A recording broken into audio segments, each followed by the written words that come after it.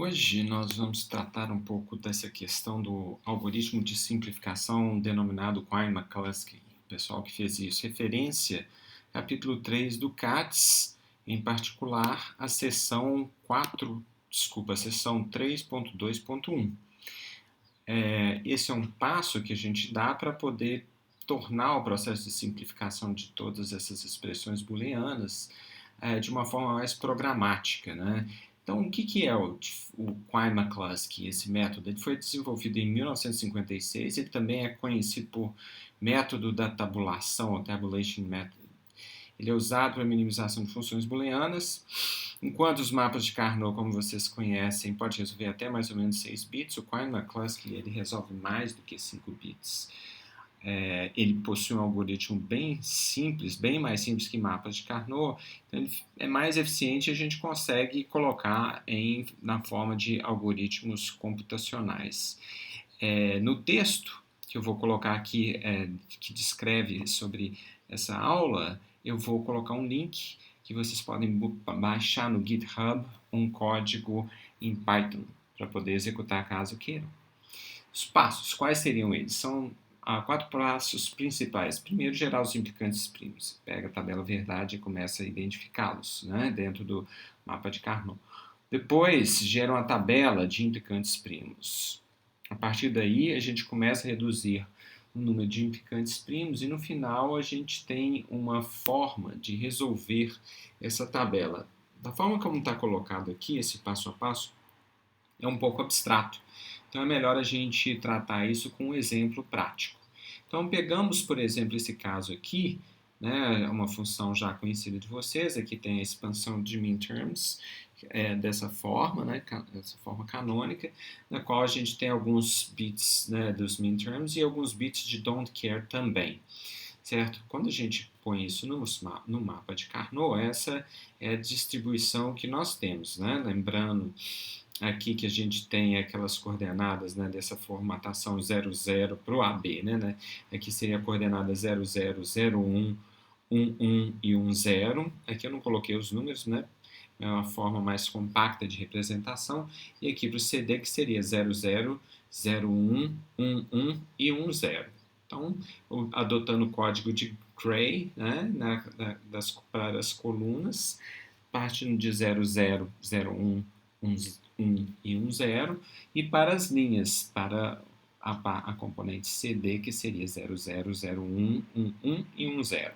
Então, assim que a gente consegue identificar cada um desses termos, e aí com isso a gente pode aplicar o Quine-McCluskey. Então, muito bem. Então, como que ele vai funcionar? Então, anteriormente, né, para esse caso em particular, a gente já tinha visto que o primeiro passo era a gente identificar, né, no caso dos mapas de Carnot. Como que a gente fazia? A gente fazia o seguinte, a gente só relembrando, nós identificávamos, né, por exemplo, vamos começar desse daqui, e depois que a gente identificava, encontrava os primos ao redor dele, né? Então, por exemplo, nesse caso aqui seria o A barra B, C barra D barra, né? E aí, nesse caso aqui, é simples a gente perceber que o implicante primo seria esse que está aqui, certo? Esses dois que aqui estão, né? Então, a gente faz esse processo.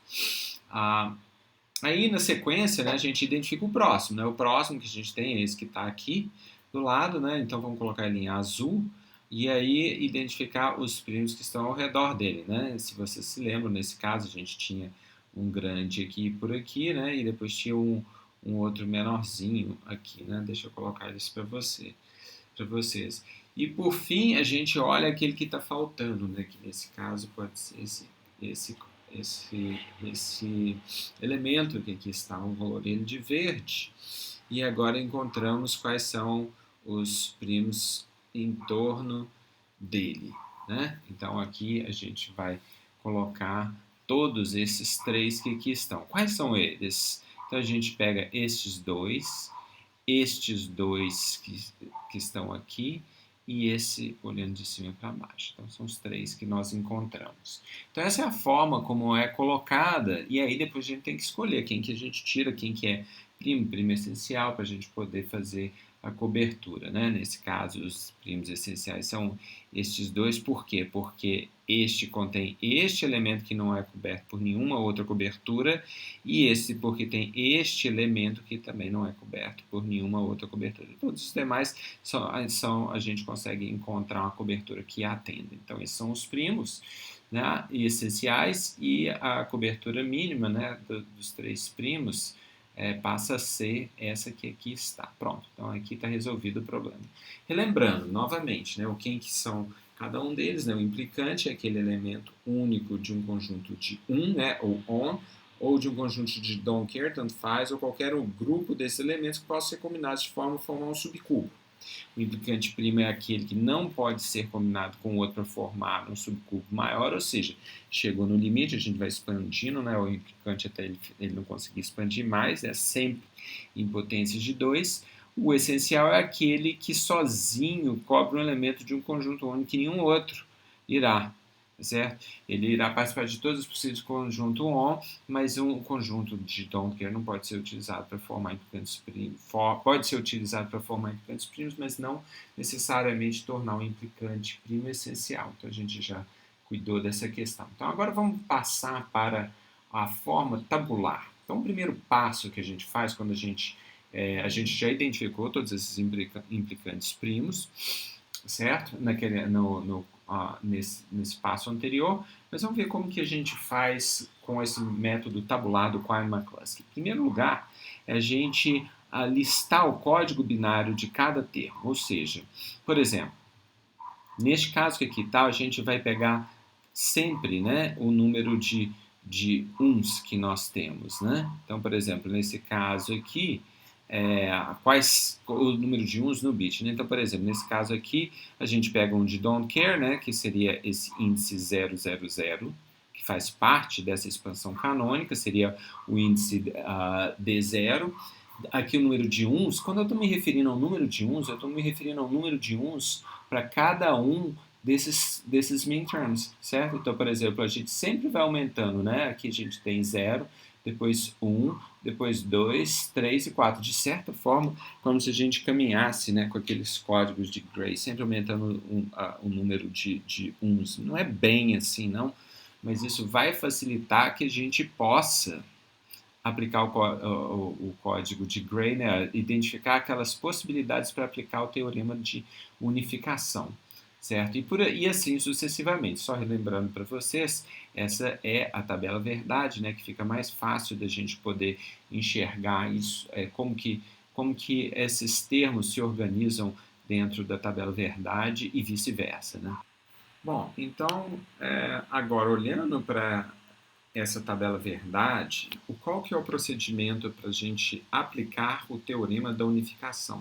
O procedimento é o seguinte, nós vamos comparar um dado implicante, certo, com um outro, para que a gente possa ver se ele consegue crescer. Em outras palavras, eu quero aplicar o teorema da unificação. O que eu estou chamando de crescer? O que eu estou chamando de crescer é fazer nada mais, nada menos do que eu vou até colocar aqui para vocês darem uma olhadinha. Por exemplo, quando eu faço uma associação dessa natureza aqui, por exemplo, eu olho para esses dois elementos que aqui estão e pronto. Então, o que eu estou fazendo? Eu estou aplicando o teorema da unificação. Nesse caso, a gente pegou o A igual a 1, B igual a 0, C igual a 0 e D igual a 0. Em outras palavras, quem que eu peguei? O número 8. E estou vendo uma outra adjacência com ele, que é a adjacência com a adjacência do 8, certo? Que é esse elemento que aqui está, com a adjacência com o 000.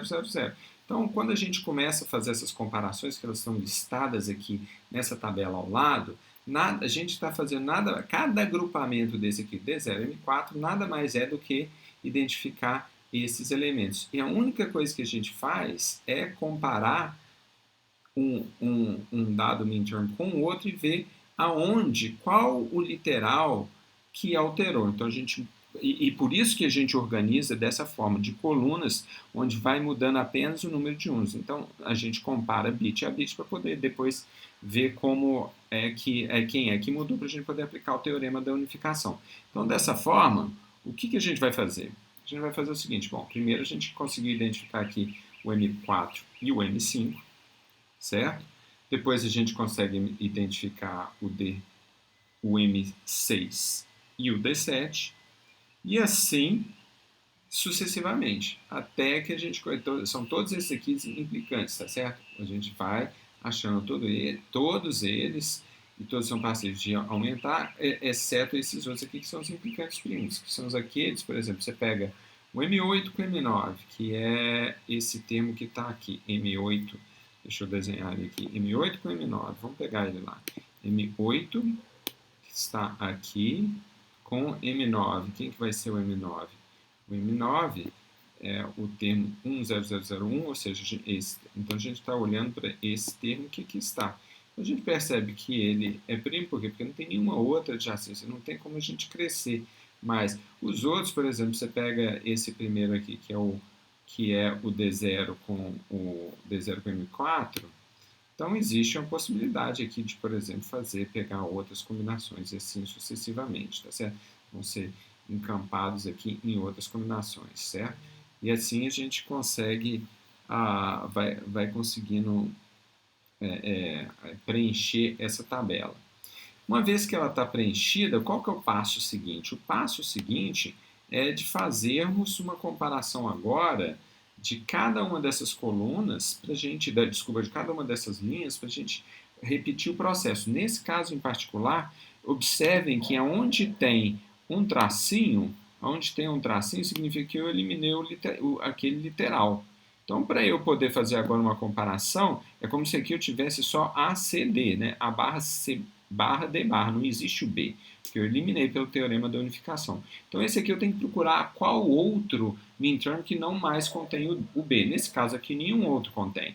Então quando a gente examina quais são os casos nos quais a gente ainda consegue fazer uma eliminação. A gente pega esse termo que aqui está, que é o M4 com o M6, certo? E a gente pode comparar o M4 com o M6 com o M5 com o D7. Nesse caso, a gente consegue eliminar o literal D, que aqui está. E aí, com isso, a gente fica com A barra B. Então, esse passa a ser o resultado da nossa simplificação. E a gente pode também, aqui mais um outro caso, seria, por exemplo, este caso onde a gente eliminou o literal A, né? Então, quais são os dois casos onde a gente eliminou o literal A? Seria esse termo que aqui está, que é o M5 e M13, e o termo que aqui está, que é o D7 e D15. Essa é uma outra possibilidade da gente fazer essa eliminação. E aí, com isso, a gente consegue chegar nesse ponto que aqui está. Quando a gente olha, a gente transformou isso aí num subcubo com 4 elementos, tá certo? Um subcubo de dimensão 2. Agora, o que a gente parte? Bom, então aqui a gente tem todos aqueles casos, certo? Todos eles aqui listados que a gente extrai dessa tabela anterior, tá vendo? Então aqui tem todos esses elementos com os devidos minterms e quem é que foi eliminado, tá? Depois, o que a gente faz? Então, por exemplo, 0 e 4. Quem que a gente está tratando aqui? A gente está tratando desse primeiro elemento, 0 e 4, ou seja, a gente conseguiu eliminar o literal B, certo? Então é o 0 e o 4. E aí a gente vai e marca ele aqui. Tá? O que é que a gente tem cada uma dessas colunas que tem o 4, 5, 6, 8, 9, 10 e 13? Esses aqui, se você se lembra, correspondem àqueles elementos daquela equação, responde a 1, ou seja, são todos os minterms. Não estou tratando dos don't cares, são só os minterms. Então, quem desses aqui possui, por exemplo, quando eu olho esse elemento aqui, eu tenho o 4 como um dos minterms. Então, ou seja, eu tenho o 0 e tenho o 4, então ele está aqui contido. Nesse segundo caso, quem que a gente tem? Tem o 0 e o 8. Aí vocês falam, por que o 0 não apareceu? Lembra que o 0 era o don't care, tinha don't care nele, por isso que ele não vai estar aparecendo aqui como nenhuma coluna. A gente pode, por exemplo, pegar o 8 e o 9, ambos aparecem. Depois o 8 e o 10, ambos aparecem. Depois a gente pega o 9 e o 13, ambos aparecem aqui. Depois 4, 5, 6 e 7, que estão todos aqui. Agora vocês falam, bom, o 7 não está. Por quê? Porque o 7 é um don't care. Então a gente começa a preencher dessa forma. Por que a gente faz isso? Vocês vão ver na sequência. Na sequência, o que a gente faz? A gente faz o seguinte, a gente vai identificar agora todos aqueles casos onde a gente encontra, tá, um min-term que não tem nenhuma outra cobertura. O que eu estou falando que é não ter nenhuma outra cobertura? Por exemplo, este caso aqui, ele não está representado, esse min-term 10, em nenhuma outra, assim como o min-term 6. Então percebam que esses são aqueles min-terms que ninguém está cobrindo ele. Quando a gente está fazendo isso, bom, e aí o que a gente faz? Então percebam que eu passo essa linha aqui, tá, para pegar todos, capturar todos os elementos. Então, por exemplo, toda vez que eu tiver uma coluna com mais do que um elemento, tá certo? Ou seja, eu passo essas linhas que aqui estão, então aqui eu tenho essa coluna, toda vez que eu tiver mais de um elemento representado pela mesma coluna, significa que eu tenho um implicante primo que está se sobrepondo aos demais. Esse aqui é aquele caso, né? O que a gente está fazendo? A gente está chegando nos essenciais, tá certo? Então perceba, e agora? A gente atingiu a cobertura final? Como que a gente está lidando? Vamos dar uma olhada aqui, mais uma vez. Vamos dar uma olhada, por exemplo, nesse caso. Esse caso aqui, o caso 4, ele está coberto por este. O caso 5 está coberto por este. O caso 6 está coberto por este. O caso... Mas falam, e o 6? E o 5? Não, o caso 5 está coberto por esse também. Agora, o 8 está coberto por este. O 8 e 10. Então, vocês percebam que, assim, rapidamente, a gente gerou a cobertura mínima. Tá certo? Então, e agora tá. Então, beleza. Então, eu peguei... Vocês percebam que eu peguei esses dois termos que aqui estão. Né? Eu tenho esse termo que está aqui. Esse termo que está aqui, que corresponde a esse implicante primo aqui, que é essencial, por sinal, e esse outro termo que está aqui, que também é essencial. Então, percebam o seguinte, que essa forma, a gente consegue, eu acho interessante que o Quine-McCluskey permite que a gente identifique quais são os essenciais. Agora é o seguinte, faltou alguém aqui? Quem é que está faltando? Vamos dar uma olhada. Então, tá, o 4 está contemplado, o 5 está contemplado, o 6 está contemplado, o 8 está contemplado por essa cobertura. Tá faltando esse aqui está, o 9, não é isso? Agora a gente tem que pegar esse outro que aqui está. Cadê ele? Esse elemento que aqui está. Esse outro elemento vai ser quem? Vai ser o 9, né? O 9 e o 13. Quem que é o 9 e o 13? Esse sujeito que está aqui. Que eu desenhei esse ano que não estava desenhado. Certo? O 9 e o 13 é exatamente esse termo aqui, que a gente conseguiu eliminar o B, tá certo? É esse termo que aqui está. Esse aqui é o elemento que lá está, que estava faltando no desenho. Esse é o método Quine-McCluskey. E para vocês aprenderem ele mesmo, eu sugiro que vocês façam um exercício e sigam essa prática de como que a gente vai fazendo. É o tipo de problema que a gente só aprende mesmo na hora que a gente começa a praticar. Então, com isso eu termino aqui essa aula sobre Quine-McCluskey.